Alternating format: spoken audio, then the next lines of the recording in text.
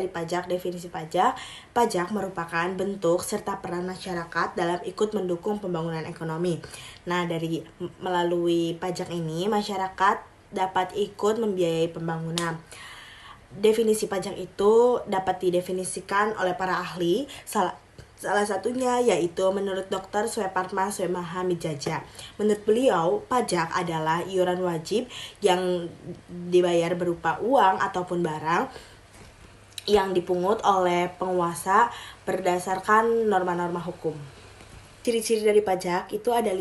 Yang pertama, iuran wajib pada negara. Yang kedua, yaitu bersifat memaksa. Dan yang ketiga, yaitu dipungut berdasarkan undang-undang. Yang keempat, tidak mendapatkan balas jasa. Dan yang terakhir, yaitu digunakan untuk membiayai kepentingan umum.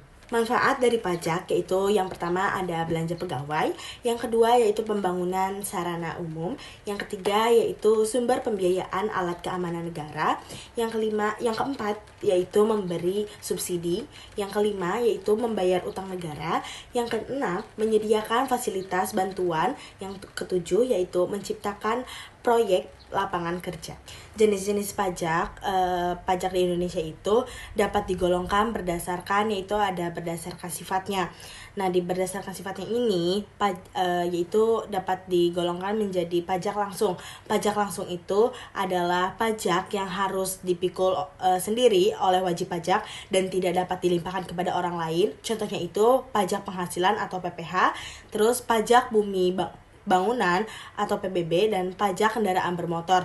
Nah, lalu ada pajak tidak langsung yaitu pajak yang harus dibayar pihak tertentu dan dapat dilimpahkan seluruhnya atau sebagian kepada pihak lain. Contohnya itu pajak penjualan, pajak pertambahan nilai atau PPN, dan bea impor. Lalu ada berdasarkan sasarannya atau objeknya. Nah, dapat digolongkan yaitu ada pajak subjektif.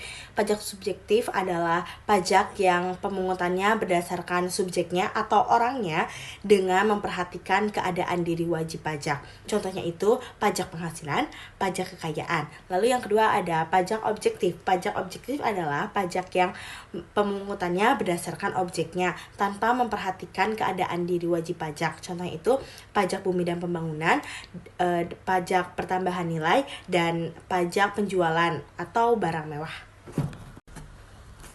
Lalu ada berdasarkan siapa yang memungut. Nah, dapat digolongkan menjadi pajak pusat, yaitu pajak pusat adalah pajak yang dipungut oleh pemerintah pusat melalui aparat, yaitu Dirijen Pajak, Kantor Inspeksi Pajak, Dirijen Bea Cukai.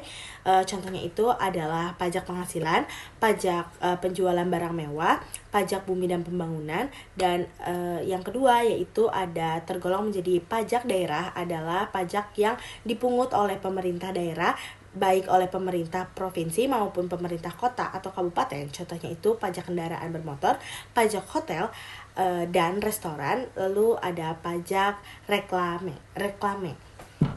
Asas pemungutan pajak terbagi menjadi 4. Yang pertama yaitu ada asas equality yang menekankan terhadap pentingnya keseimbangan dalam subjek pajak.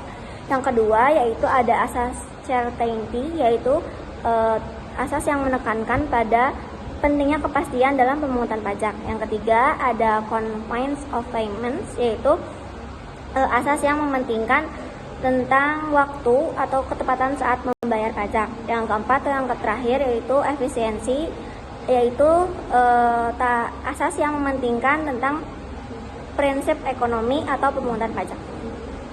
Sistem pemungutan pajak di Indonesia terbagi menjadi 3. Yang pertama yaitu ada official assessment system, yaitu sistem yang memberikan kewenangan terhadap pemerintah ataupun petugas pemungut pajak untuk menghitung terhadap pajak yang harus dibayarkan.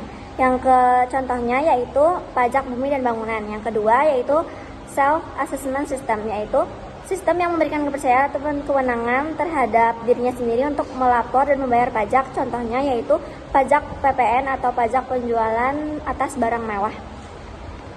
Yang ketiga yaitu withholding system, yaitu sistem yang memberikan kewenangan pada pihak ketiga. Contohnya yaitu adalah pajak PPH atau pajak penghasilan.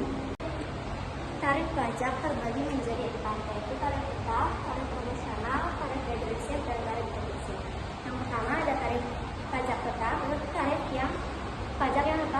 setiap dasar pengenaan pajak atau besarnya jumlah pajak yang dibayarkan semua. Seperti contohnya, objek pajak 50 juta,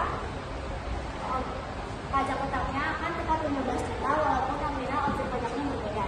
Kemudian ada tarif pajak proporsional, yaitu tarif pajak yang tarif pengenaan pajaknya tetap atas berapapun dasar pengenaan pajaknya. Yaitu seperti contohnya, setiap objek pajak nominalnya berapapun, pajak proporsionalnya tetap 10%. Kemudian yang ketiga ada tarif progresif, yaitu tarif pengenaan pajak yang bertambah seiring peningkatan dasar pengenaan pajak. Jadi semakin besar nominal objek pajak, semakin besar pula nominal dari persentase pajaknya. Yang keempat yaitu tarif degresif, yaitu sebaliknya dari progresif, yaitu tarif pajak yang semakin kecil nominal jumlah objek pajaknya, maka semakin besar persentase pajaknya.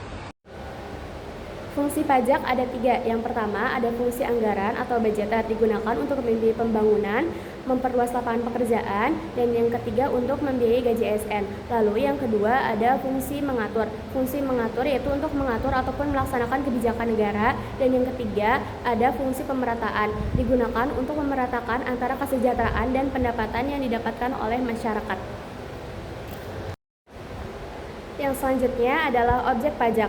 Objek pajak adalah segala sesuatu hal yang menurut undang-undang dijadikan sebagai dasar pengenaan pajak. Contohnya seperti penghasilan, mobil mewah, lalu motor, mobil, barang mewah, lalu tanah, dan juga sebagainya.